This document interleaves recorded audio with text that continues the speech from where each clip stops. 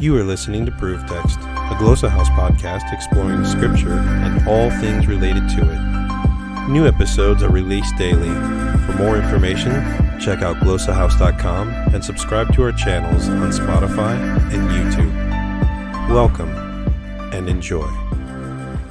Shalom, I am Dr. Jennifer Noonan, and this is your SLA Insight for the week. We've been talking about comprehensible input and the importance, that role that it plays in language acquisition. And in this section, the last few episodes, I've been talking about increasing the quality of comprehensible input. In other words, helping learners derive more intake from the input that they receive. Because comprehensible input is something external to the learner, but intake, what they derive from that, is internal. And so we want them to be able to get more from their input. Learners have limited attentional resources, limited working memory, and so manipulating the input in some way can help students notice and take in target items, particularly in the input.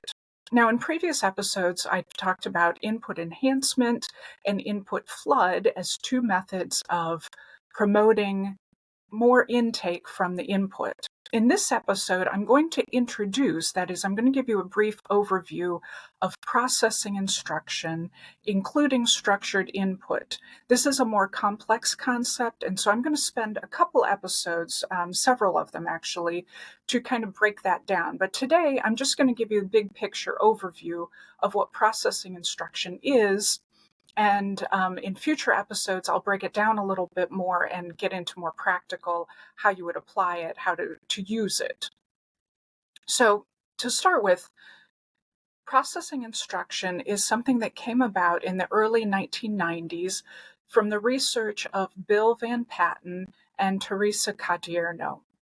It's understood as an intervention, much like input flood and input enhancement, not a method, but it's more complex and more comprehensive than either input flood or input enhancement. And so, like the other two, processing instruction is used in conjunction with other approaches and strategies that you might use in the classroom. There are three key components of processing instruction. The first is explicit grammar information. In other words, you're going to provide the learner with an explanation of the relationship between the target form and the meaning it can convey. So you're going to be looking at the form. What does it look like? What endings do you put on it? How do you form it? And then its function, and bringing those together in some form of a mini lecture of explicit grammar information. So that's the first element of processing instruction.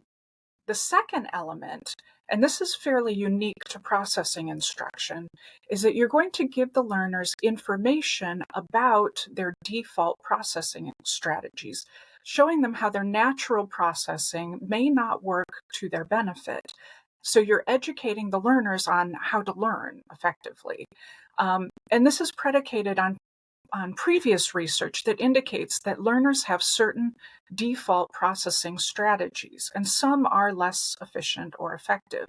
Now, in the next episode, I'm going to unpack these strategies and what learners typically do when they process input. But for now, just understand there's some default processing, some of which is not as efficient for processing input and deriving intake. Most students are not aware of their processing strategies, and so this is kind of a learner awareness education type of a thing, instructing them on how to better use their attentional strategies, how to better process the input that they receive. So information on processing strategies is the second element in processing instruction.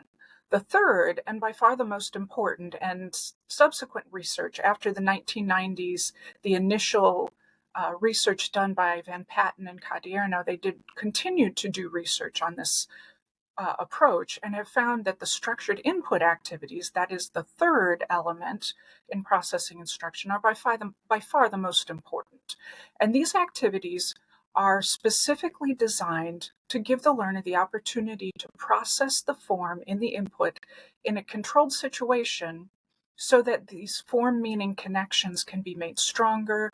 The students can find the target form, they can process it, they can use it.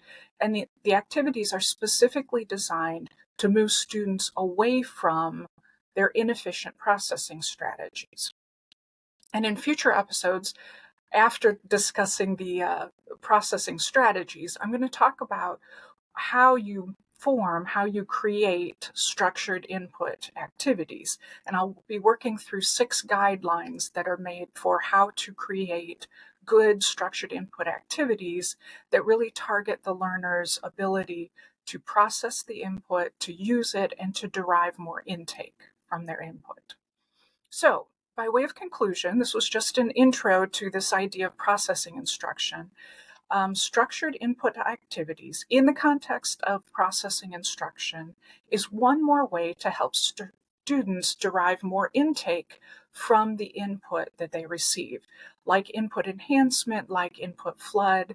These are going to, this structured input or input processing is going to increase the quality of comprehensible input for your students. And processing instruction has 3 essential parts: explicit grammar information, talking about form and function of your target form; information on processing instruction, which is the second, processing strategies, the second element.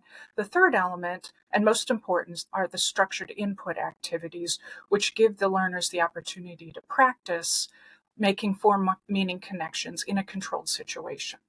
So for the next episode, I'm going to talk specifically about those processing strategies. I'm actually going to take 2 episodes to break down and discuss what are the default processing strategies that learners typically bring to the table.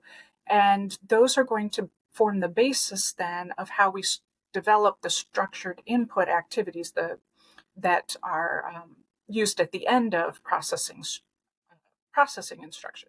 So I hope you can join me for the next few episodes as we unpack this intervention called processing instruction. I hope you have a great week.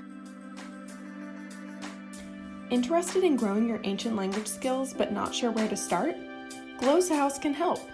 From illustrated readers and short stories to lexicons and grammars, Glossa House offers a variety of resources for beginning, intermediate, and experienced ancient language learners. Head to glossahouse.com today. Glossa House, language resources for the global community.